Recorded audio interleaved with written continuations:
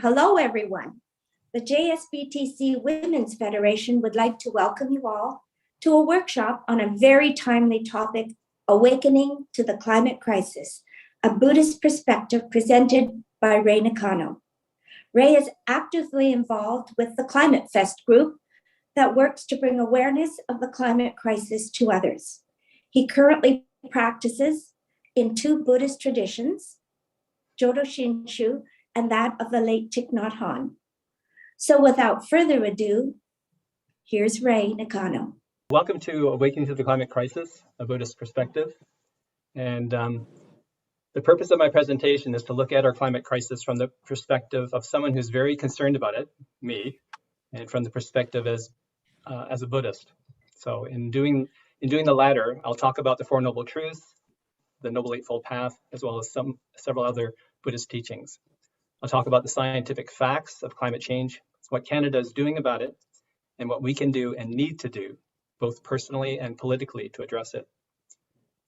As an engaged Buddhist, I believe we have the moral obligation to do what we can to address the suffering that our climate crisis is causing all around the world. I hope my talk will motivate you to take action to address this greatest existential crisis of our time. Here's a brief outline of our program for this afternoon. And depending on how my presentation goes, hopefully we'll have about 20 minutes for the Q&A portion. So I have a land acknowledgement, some housekeeping, and then I'll start into my presentation. So land acknowledgement. And Mark is one of our tech people. He'll be putting links into the chat for those of you that know how to access it. So for Toronto, we acknowledge the land we are meeting on as the traditional territory of many nations, including the Mississaugas of the Credit, the Anishinaabeg, the Chippewa, the Haudenosaunee, and the Wendat peoples, and is now home to many diverse First Nations, Inuit, and Métis peoples. We also acknowledge that Toronto is covered by the Treaty 13 with the Mississaugas of the Credit. Some housekeeping notes. This webcast is being recorded. You should have had a message when you signed in. Please respect each other and listen with an open mind. And please stay on mute throughout the whole webcast unless asked to speak. I did mention earlier about seeing closed captioning or subtitling as we're speaking. So on your laptop, PC, or tablet, if you click on the closed caption caret sign or the more, you'll see something, it'll bring up a pop-up menu that has listed show subtitle. Just click on that and then you can see the words appear at the bottom of your screen. Continuing, we are moderating the chat. So if you have any issue, if we've missed something, or you're having a problem, just contact a person with tech in front of their name. So we have Tech Sharon, Tech Mark, and Tech Denise. Mark will be sharing links in the chat for those of you that would want to look at them. So they're basically just for information purposes only. So you can just click on those links and it'll take you to the thing that I'm talking about. A copy of the slides will be made available to everyone that's registered for the webcast because we have your email IDs. And if you have a question for the Q&A portion, please put it in the chat. So yeah, we'll do our best to answer the questions, and those that we can't, we can follow up with you in an email to you've registered. So to tell you something about myself, I'm a Sansei, born in Hamilton, Ontario. I was a public servant. I worked for 28 years in the Ontario government in information technology. I'm married. I have two daughters, Samantha and Camille, two grandkids. Gibson's 9, Scarlett's about to turn 6 next month, and you can see the picture down below. They have a lot of energy. I retired in 2011. In that same year, I was ordained into the Order of Interbeing, created by Thich Nhat Hanh, who just passed away last month at the age of 95. During my retirement, I was the president of the Hamilton Buddhist Temple for 5 years, and I also sat on the board of the JSBTC, the Jodo Shinshu Buddhist Temples of Canada, for several years. When the United Nations IPCC report came out in 2018, I became very concerned. You can see it here. What kind of world would my grandkids be faced with? And all grandkids, all children. So I decided then to dedicate my retirement to doing everything that I could to help address our climate crisis. I started doing research. I found so much information, websites, organizations, reports, newspaper articles, YouTube videos. I found I couldn't keep track of it all. So what I did is I created a website, and my website, you can see it in the upper right of this slide. But I pretty much organized all of that information, the videos, the websites, the reports. So if you go to that website, you can find all that. During this time, I also volunteered with several environmental groups, the Toronto Green Community, 350.org, Citizens Climate Lobby, and Toronto 350. But I currently volunteer with Climate Fast, which is a local Toronto group, and I've been with them for about 3 years now. So before the pandemic, we were providing logistical support to our local Fridays for Future Toronto group in the shape of marches and rallies. But since the pandemic, we've moved online. So pretty much all of our meetings, workshops, webcasts, everything has gone online.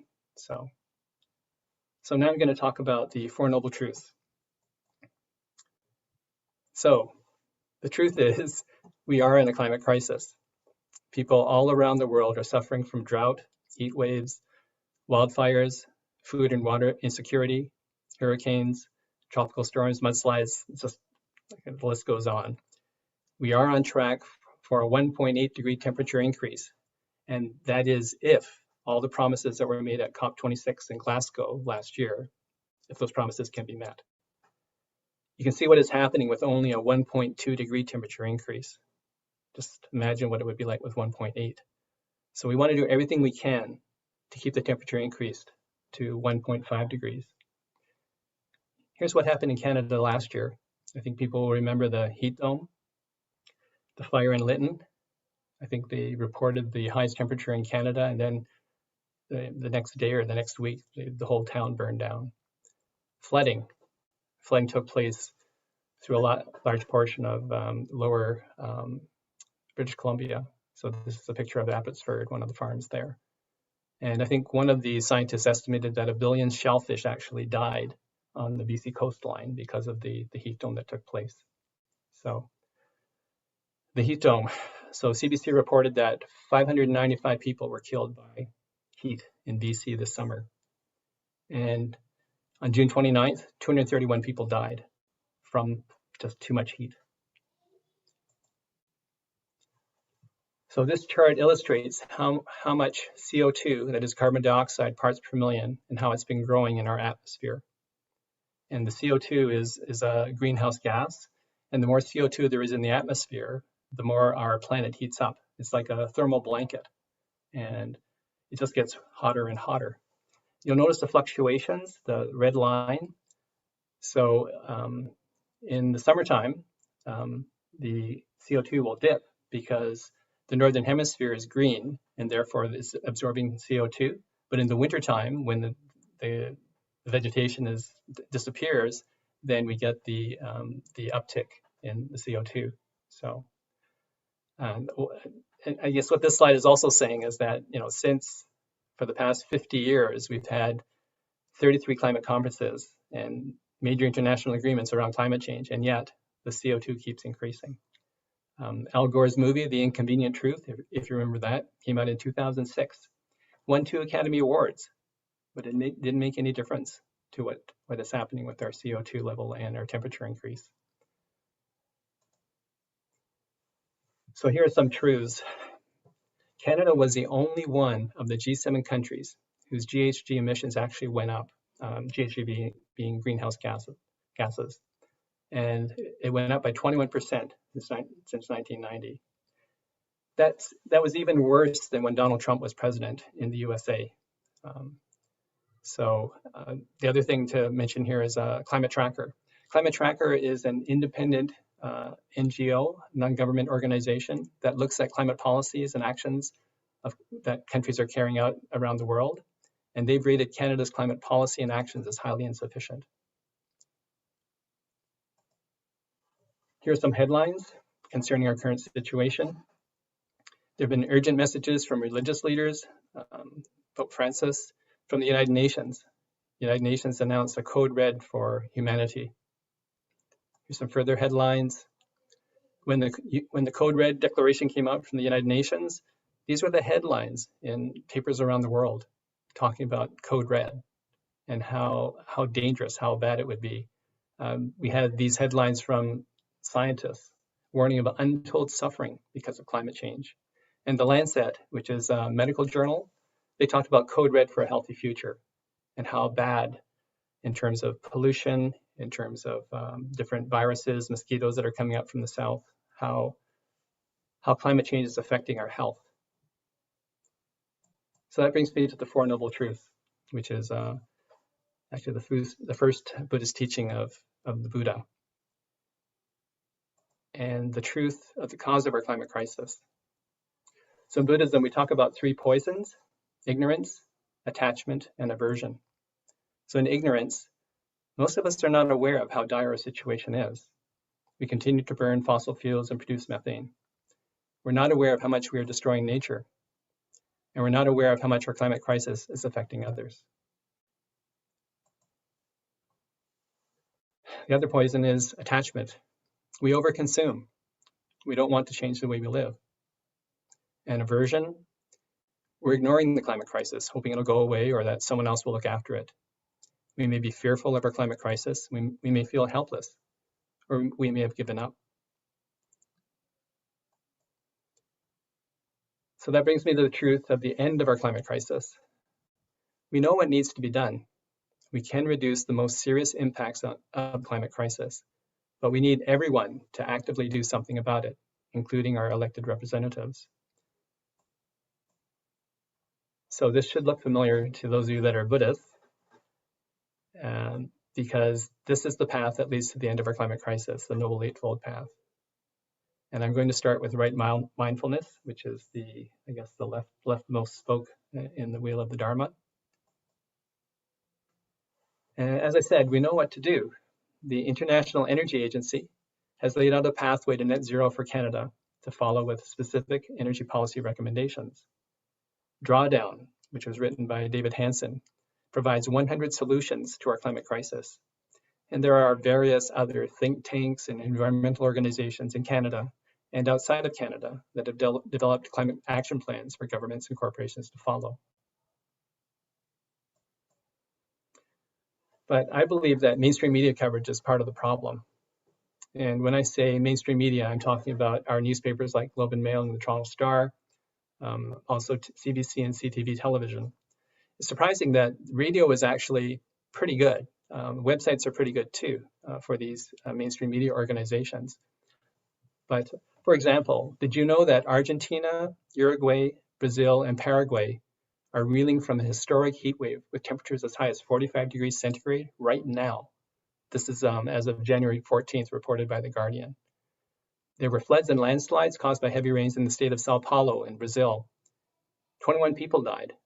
600 families were left without homes. That's the kind of breadth that I'm talking about. We very rarely hear that kind of news in our mainstream Canadian media right now. So you can go to the Watchers website, which I mentioned here, and there you can see the extreme weather events that are taking place around the world, and they're reporting on a regular basis. Canadian mainstream is reporting more recently because of what's been happening in Western Canada, and also because we had the recent COP26 conference in Glasgow, Scotland. But the problem is that they don't call it a crisis. They report on it's another natural disaster, and they don't really connect the dots. They don't talk about, well, it's because we're burning fossil fuels and we're extracting oil and gas, which we send to other countries. We're still producing methane from leaking oil wells, from our agriculture, from our food waste, landfill sites. And I guess the last one is about the fact that Canadian mainstream media sells advertising to survive. So their sponsors, they promote consumerism. They advertise buying gasoline, SUVs, trucks, flights, travel to foreign destinations. So that's a little bit of a problem, because when we depend on like our national broadcaster, CBC, and yet they have to advertise for gas companies and travel companies and car manufacturers, like how, well, I don't know. It's just something to think about. So there is a solution. There are independent news media outlets that do a very good job of reporting about our climate crisis. And here I've listed several of them. And I say independent because they really survive based on the bulk of donations from their readers as opposed to advertising. So, and these are news websites that you can go to. Canada's National Observer is a good one. There's Conversation, The Narwhal, and Tyee are all Canadian. The Guardian is probably the gold standard in terms of climate reporting. They actually report on the carbon parts per million, CO2 parts per million in their paper. The Independent is another one that I've listed here. And if you want news specific to the climate crisis, you can go to the Energy Mix, which is actually based in Ottawa. It's produced by Mitchell Beer. I've actually met him. And they report exclusively on climate change.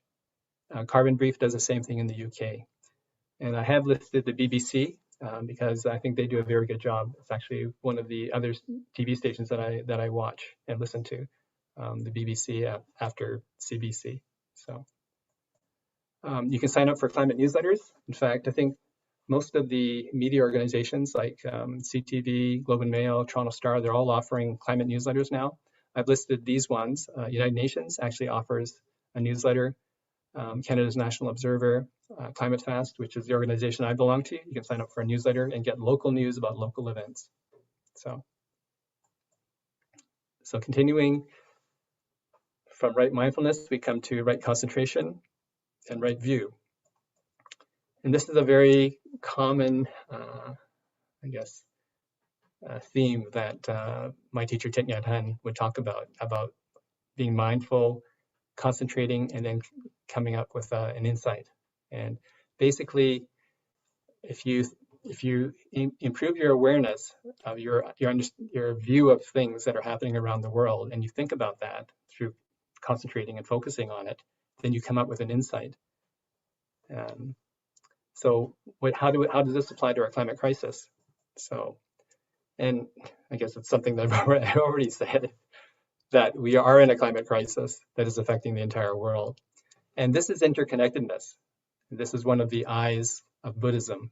We are all interconnected. If people in developing countries have to burn coal, wood, or dung because that is the only means they have of keeping warm or cooking their food, that affects the same air that we breathe. We are all suffering from the effects of our climate crisis whenever someone else, anywhere, is burning fossil fuels, or anything for that matter, that produces CO2. Number two, it's going to get worse. We are experiencing the effects of a 1.2 degree temperature increase since the pre-industrial age. It may not sound like much, but look what's happening in Western Canada. The wildfires, the heat dome, the floods, the extreme cold. Even the extreme cold is caused by the weakening of the El Nino. So can you imagine what a 1.8 degree temperature increase would look like? And I think one of the scientists in the article talked about it being like a hell on earth. So even, if, and it's a big if again, unless the countries can meet all the promises and declarations that they've made, we're still going to be headed for a 1.8 degree temperature increase. And as I mentioned earlier, we want to limit that increase to get it under no more than 1.5.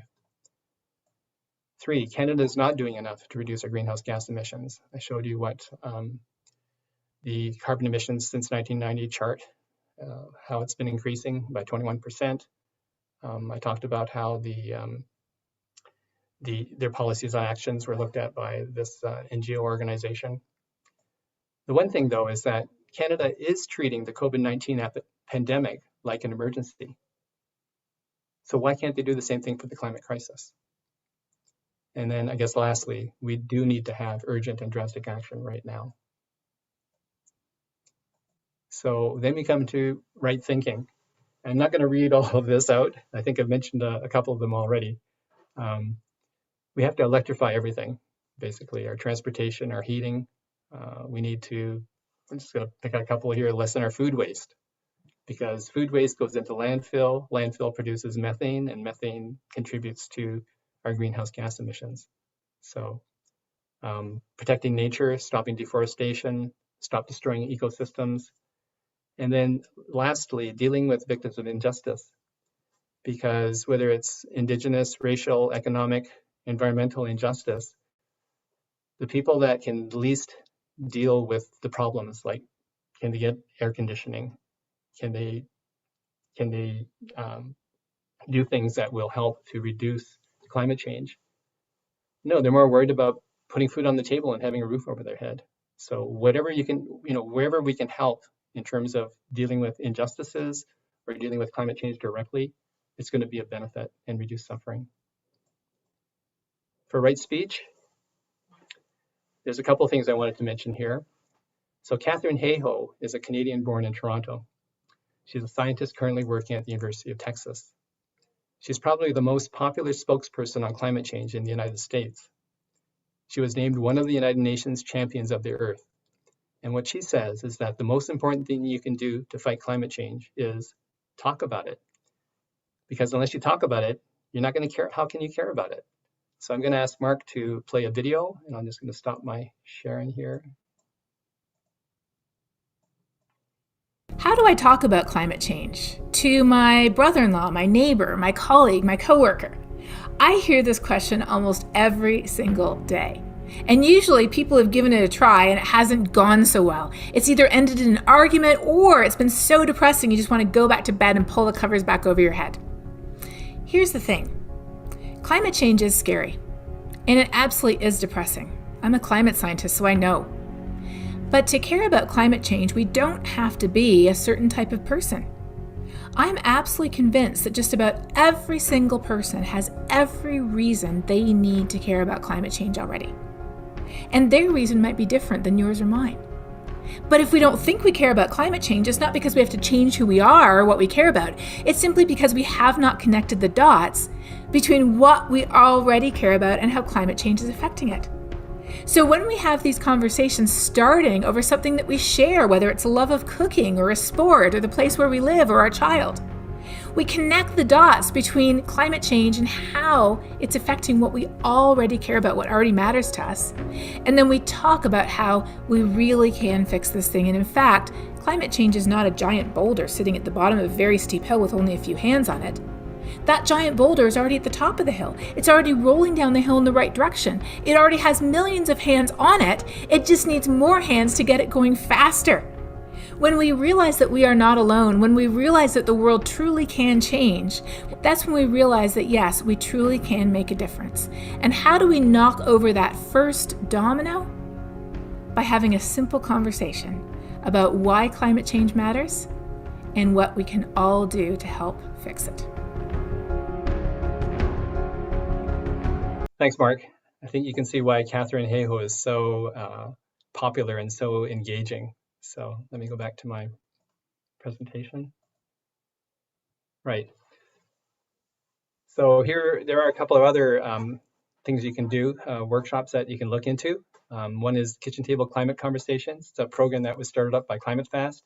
And actually, we have 2 workshops coming up. And I think Mark will put the Eventbrite registration links in the chat. And the other one is Carbon Conversations. This was a program that was brought over from the UK. And it's actually, when I attended it, it was a six-week program, like 1 day a week. Though I believe they've gone online, so you can check that out too. It's called Carbon Conversations. So, right personal action. So we can take action personally. And here are some websites that you can look at to help reduce your personal carbon footprint. There's also a very good video by Just Have a Think called Can You Really Affect Climate Change? Yes, you can. So take a look at that. As I said, I'll be sending a copy of the slides with its links out to all of the people who have registered.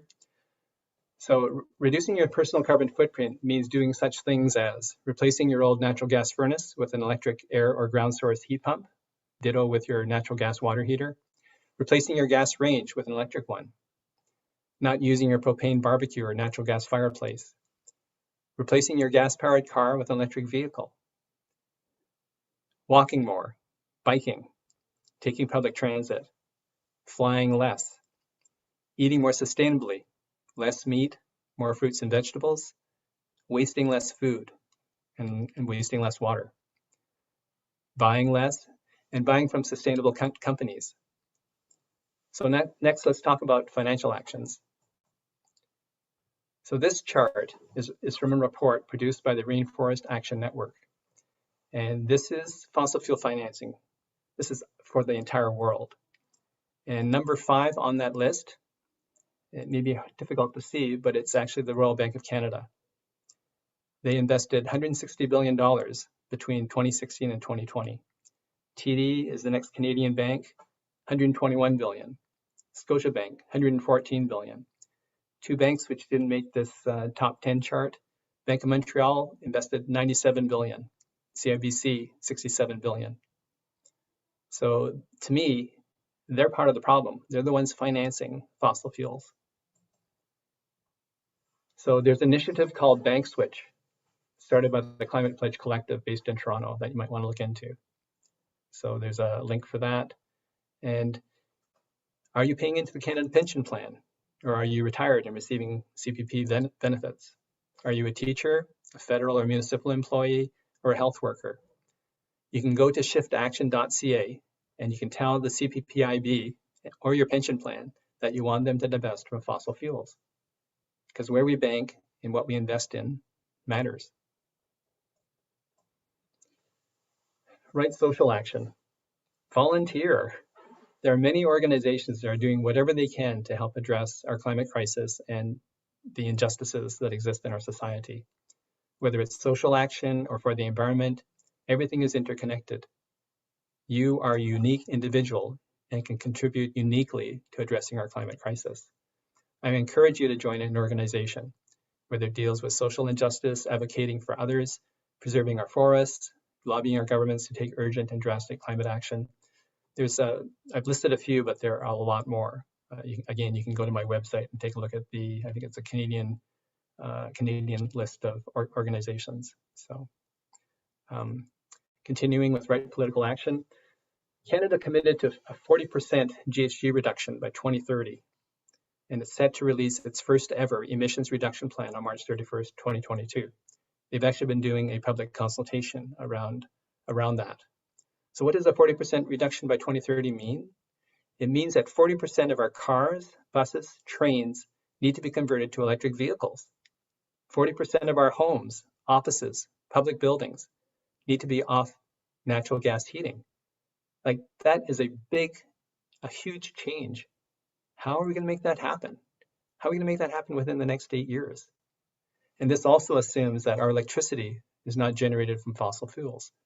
And we know that's not the case, because if you look at Alberta, Saskatchewan, Nova Scotia, what I've listed here in Nunavut, a lot of their electricity comes from burning either diesel, oil, or natural gas. So what do we want to tell our elected representatives to do? And I'll go into more detail in the coming slides.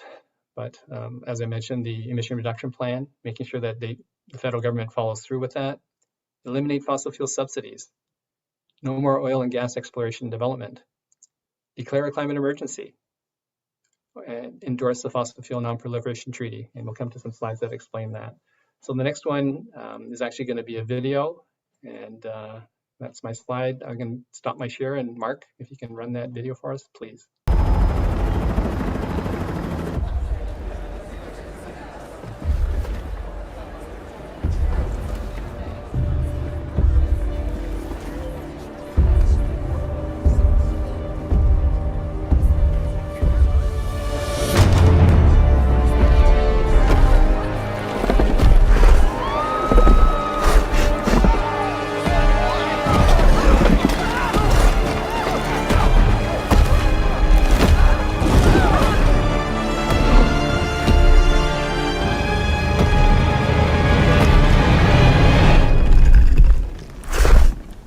You okay? You need a minute? Cool. Okay.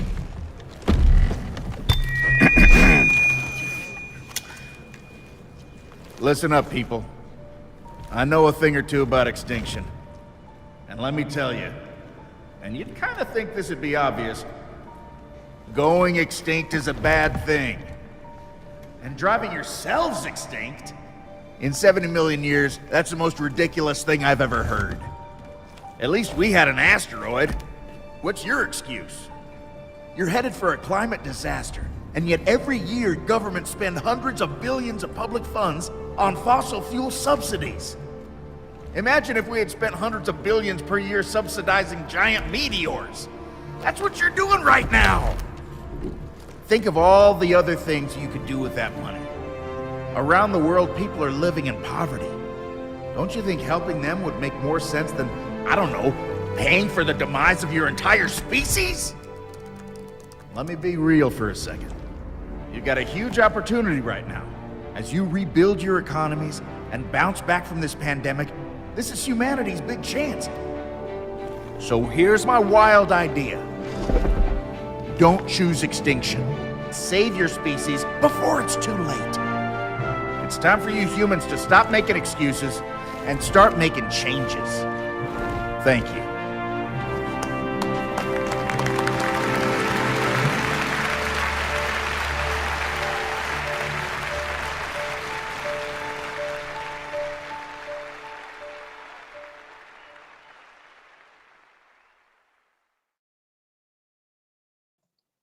Thanks, Mark. That video was produced by the United Nations, so they're trying to get a message across, and I thought it was just an excellent video, and I wanted to make sure that I showed that to all of you. So let me go back to my presentation.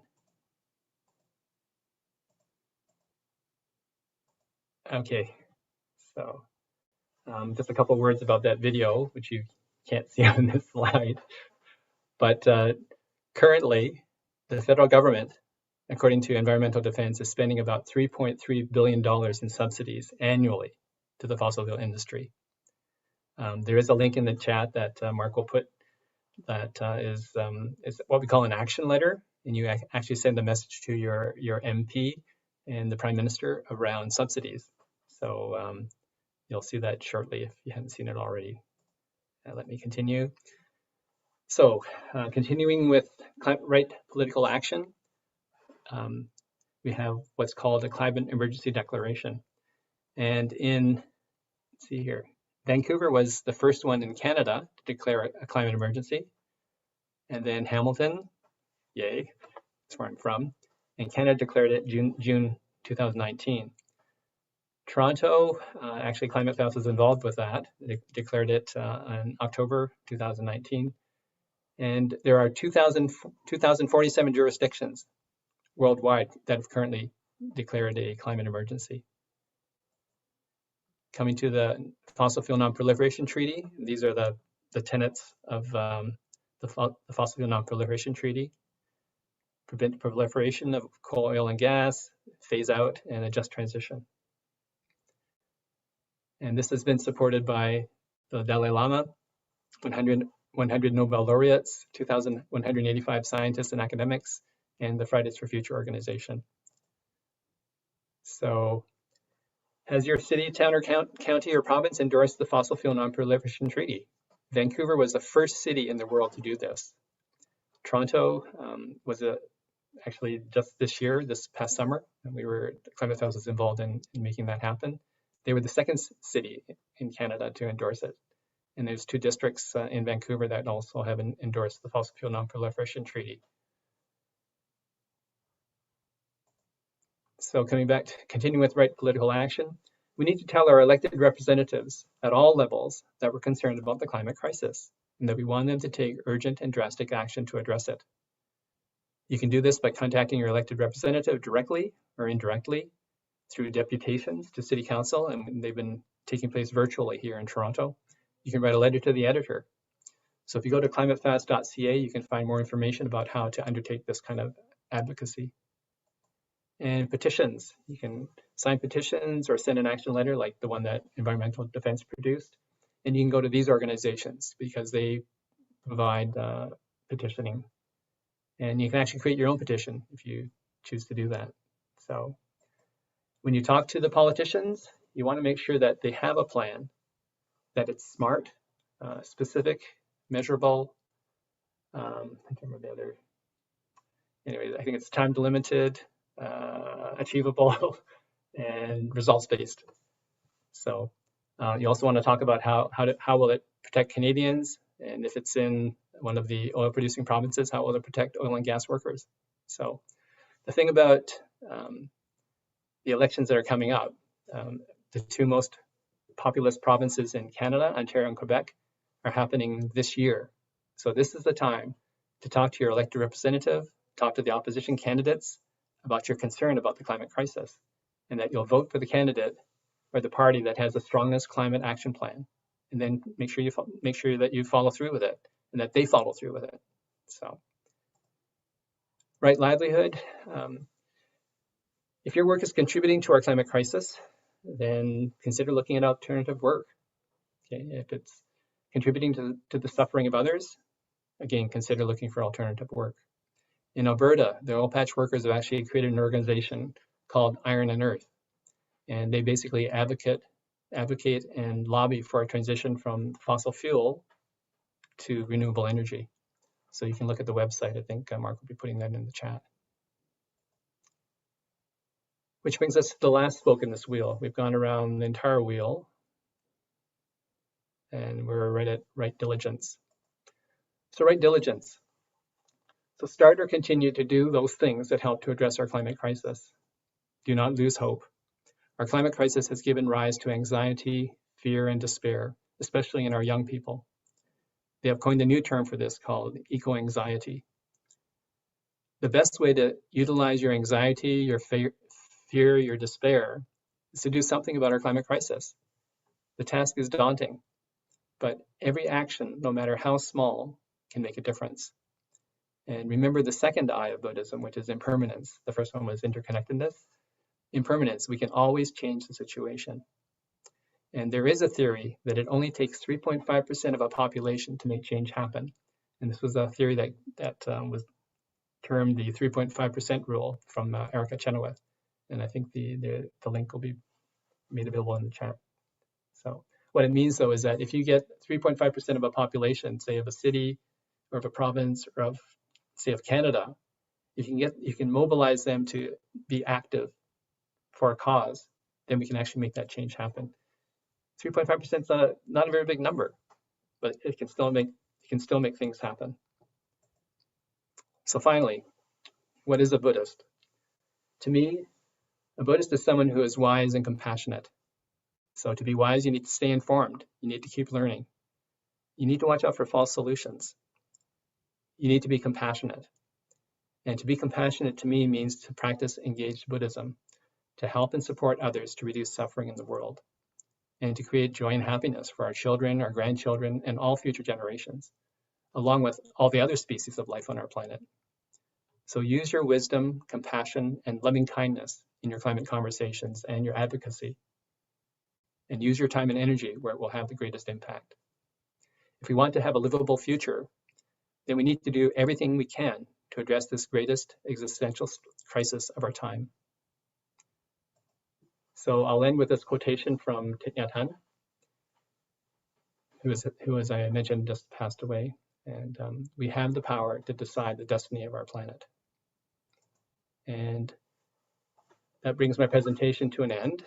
So I hope this is the beginning of your fight to address our climate crisis. You can contact me via email. This is my email address. And this is the website for Climate Fast, the organization I belong to, and my website. So if you'd like to talk to me about what you can do about our climate crisis, please email me. And my website, as I mentioned earlier, it has various climate organizations, reports, videos in it. So you might want to take a look at that. So I believe each of us has something that we can uniquely contribute to address our climate crisis. And now I'll pass it back to June, who's just appeared. Well, hello again. Ray, we can't thank you enough for having this conversation with us and showing us ways that we can make a difference, I would say with wisdom and compassion. Thank you, thank you. Next, I think we'll have the question and answer period, and Denise Crofton is going to do that segment for us. So Denise? So hello to everybody out there, and thank you, Ray. That was such an informative presentation. I just want to say to the participants out there, we do have some questions, and for those that submitted questions either prior, or you can even submit questions now as we continue to talk, just put it in the chat and we will collate everything. But if you don't hear your question said in the exact way that you worded it, don't worry. What we do is we try to group the questions together, and so we may have changed the wording around just a little bit. So as I'm asking Ray some questions, if something pops into your mind, feel free to put it in the chat, and Sharon will go through it and send it off to me. All right, so are you ready, Ray? Sure. Okay, all right. So one of the questions we had, and this is a bit of a twofold question. The first one is, what is the most important thing my family can do to address climate change? Okay, so I had to pick maybe one thing or one or two things. it's a pretty wide open. So the one thing that they could do, there's so many things that you can do, and they kind of all add up. Like if you have less food waste, if you change your light bulbs, if you have incandescent light bulbs, change it to LEDs. So I think most people have done that. But you basically want to reduce using your car as much as possible if you have a car. Flights, you don't want to travel by air, because I think air is like probably 100 times greater than traveling by car. It's, the same. Of course, you have to cross an ocean. You can't do it with a car. But just there's so many things like food, reducing, like even wasting water, waste energy, right? Because you have to pump that. You have to purify it. You have to treat it. So just a lot of different things. I would say that reducing your transportation by car, of course, it's difficult in the wintertime. Less flying, less food waste. If you have, and I mentioned a couple things, if you have a gas range as opposed to electric stove and you need to renew it, then that would be a time to switch to electric stove.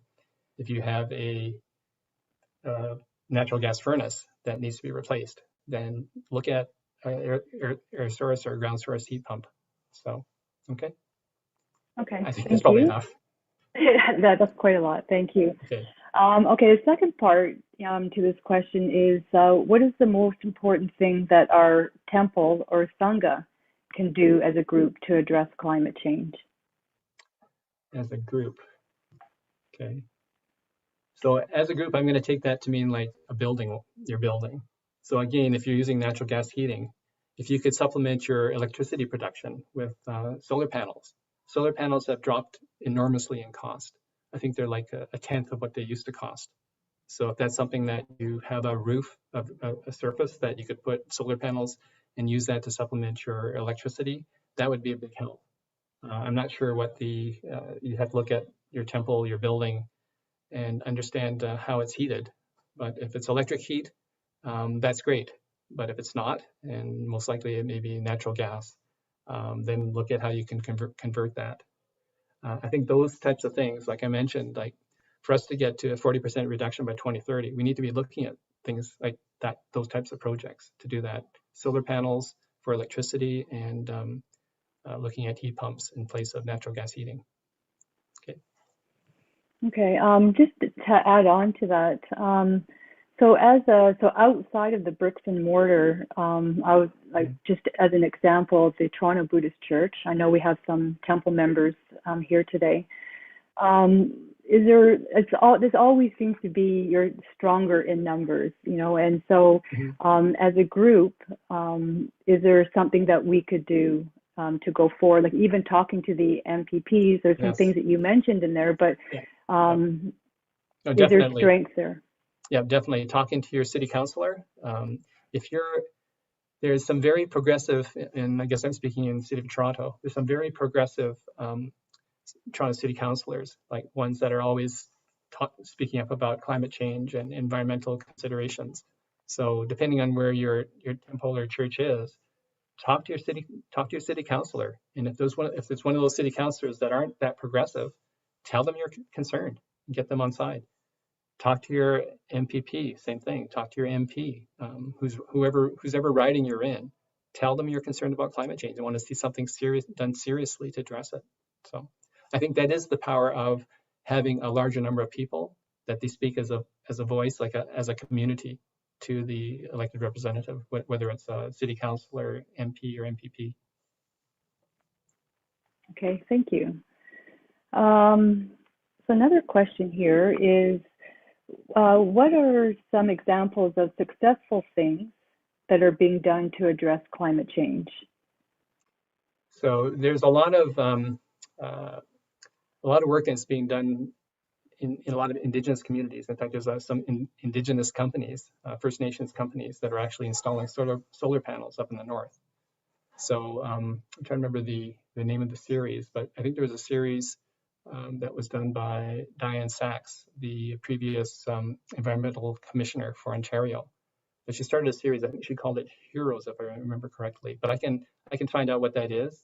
But what she was trying to do was to point out or exemplify cases where successful environmental stories, like what people had done, projects that they'd undertaken to make things happen, to make change happen.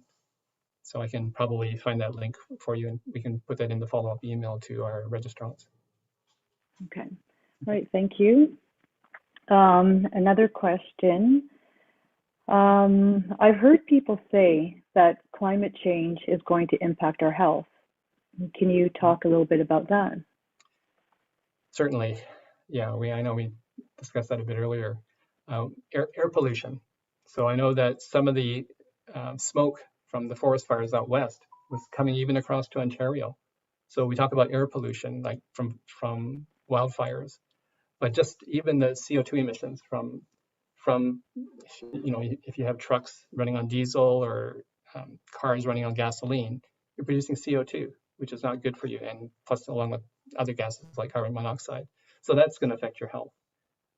Heat waves, we've seen what happened with the heat dome in Western Canada. They talk about how with the increasing temperatures, mosquito populations are moving north. So viruses are more possible because they're being transmitted by mosquitoes, like we talked about the Zika virus, okay, or things like the dengue fever, because the mosquitoes that transmit those are moving northward because it's getting warmer, and that definitely is going to affect our health. And I think there's been talk about how Lyme disease is increasing because of climate change. Okay. Thank you. And a question here, and this is one that I can relate to in this question here, but you talked in your presentation about consumption being a big issue. And I think we all ask ourselves, do we really need more? And I've done that many times. But as an individual, how can we talk about, like, this can be a very touchy subject in a way. You don't want to come across like you're preaching, and we all, maybe consume more than we really need. So how can we start these discussions with our friends or family without it coming across as preaching? Yeah. Or lecturing. I think the best way is to lead by example, by doing those things yourself. So do you really need to get the latest smartphone, like the latest Apple device, whatever it might be? There's been talk about fast fashion, like whatever is fashionable, people go out and buy it, right? Try to buy more sustainably, right? Look for companies that actually are sustaining, like they're recycling fiber perhaps, or recycling whatever it might be. But I think I said it in the presentation, buy what you need, not what you want.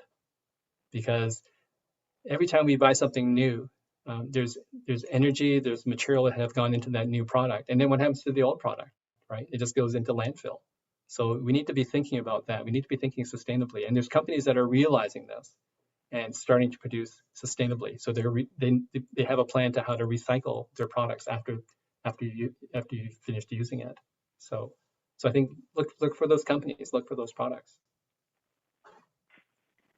Okay, and the next question is, are there any Japanese Canadian publications that should be doing more to communicate about the climate crisis? I think I'm not sure how much the reporting is taking place in Japanese Canadian media right now. I haven't looked at it lately, but I think it's really for all media to really tell tell the truth about our climate situation, that it is dire, and that we need to be telling people that it is serious and that we need to do something about it. I think it applies not just to Japanese Canadian media, but all media. As I mentioned, I think if we can write a letter to the editor, say that, why aren't you reporting on the fact that, Uruguay, Paraguay, they've had like record temperatures, 45 degrees centigrade, like that is really hot.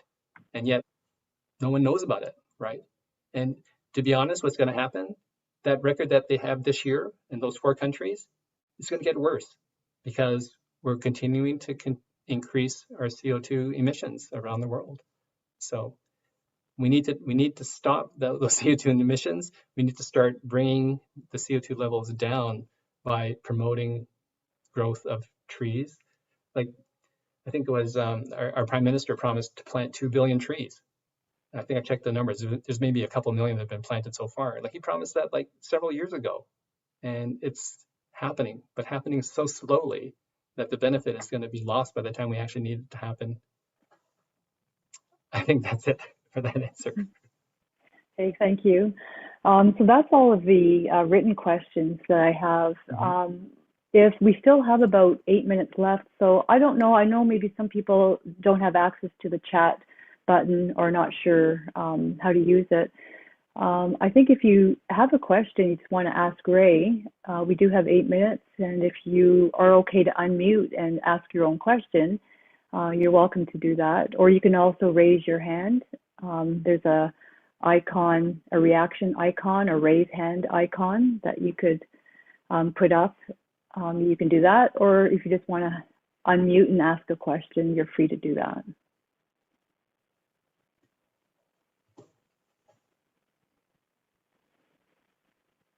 Yeah, to raise your hand, you can just go to your reactions button and just click on the we raise have hand. We have Les Tanaka. Okay. Hi, Ray. It's Les Tanaka from Toronto Buddhist Church. Hi. I don't really have a question, but more of a big thank you for really raising this perspective, because, and I'm speaking, more for myself perhaps, but these are the kinds of issues that are very serious, and they're not often talked about, or they're not talked about enough within the confines of the church, of the temple. And I think you've given us a lot of food for thought about, really making this is as we look to the future, as we always want to try to build the future of the temple, these are concerns. These are long-term concerns. These are, I should say, concerns now, but as these are concerns that are affecting future generations. And as we look at that kind of linkage, and I'm really interested between the linkage between, what the Buddhist churches of America is doing, what Plume Village or the Institute of Buddhist Studies, and try to really link this Buddhist community together. That this is, it's not.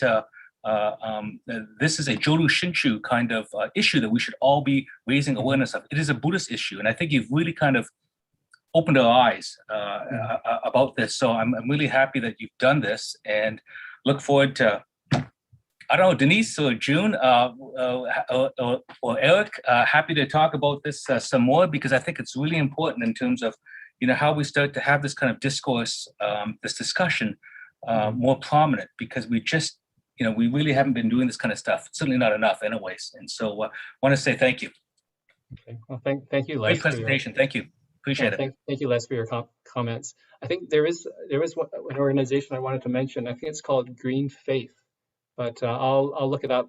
But I think what they've been trying to do is bring together all the religious groups and bring them under a common umbrella and speak as one voice to try to help deal with the climate crisis. So I'll make a note to include that in our follow-up letter. Okay, thanks, Les. Denise? And we have a question from Christina. Hi, Christina here from Toronto. I used to go to Toronto Buddhist Church, so I recognize many of you. Just a question, more of a comment, that it was so nice that, even previously mentioned, the way you connected this climate crisis into Buddhism, because like we need to, we are asked to be compassionate. This is what we taught. And yet we seem to forget Mother Earth in the process. And so it was so great to see this, sort of tie-in. And it just gave me like, almost goosebumps in a way to think that, it's not just me and my little, surroundings, but, it takes the whole world. So thank you, and thank you. Arigato. Thanks, Christina. So I just saw a question from April about carbon credits. So carbon credits is a very controversial item. On the face of what I understand about carbon credits is that I think I warned you about false solutions. I think carbon credits is one of those false solutions. Trying to buy offsets, like trying to protect Amazon rainforest when they're chopping it down right now so they can put up palm tree for palm oil. I just don't know how viable, how trustworthy it is to talk about buying carbon credits, but I could be wrong. I haven't looked into it, but I'll make a note to look at that a bit further. So, anything else, Denise? I don't see any other questions in the chat. Oh, okay, yeah. So, Sharon, thank you. No, I think that's good, and we're just almost at 5 o'clock. Yeah, we're almost at 5 now. So, Denise. okay, well, okay, thank you. I think this hour has just flown by, Ray. As I said before, thank you for having this conversation with us. Denise, Sharon, and Mark, thank you for your help and for your making this all run so smoothly. Ray, we can't thank you enough for encouraging us to stand up and make a difference for tomorrow. Thank you, thank you. And to everybody here for attending. And thank you for caring. We appreciate it. Good night, goodbye. Now you can have dinner, but don't waste anything. And watch the Olympics, cheer them on. That's why I'm wearing this. Maybe if you want to go to, what do you call it when you get all those squares and unmute and set your videos on so that you could say hello and goodbye to everybody here. Oh, sure. That would be nice. You can go to gallery view. Yeah. Gallery view, that's what it's That's called. what you're talking about. Thank you, Les, for your great words. Okay. Well, thanks everyone for attending, and hopefully it'll motivate you to take some action. And I think there's a lot of links we'll make available. As I said, I'll make available the presentation along with all the links that Mark's been so diligently pasting in the chat for us. So thanks, Mark. Thanks, Sharon. Thanks, Denise. And thanks, June, for hosting You're it. welcome. Exactly. We're Thank you. fired up. We're fired up. Okay. Well, have a good evening. Good. Everyone you. have a good evening. Thanks a lot. Okay. Thank you, Ray. Thank you. Thanks, everyone. Right. Thank you. Bye.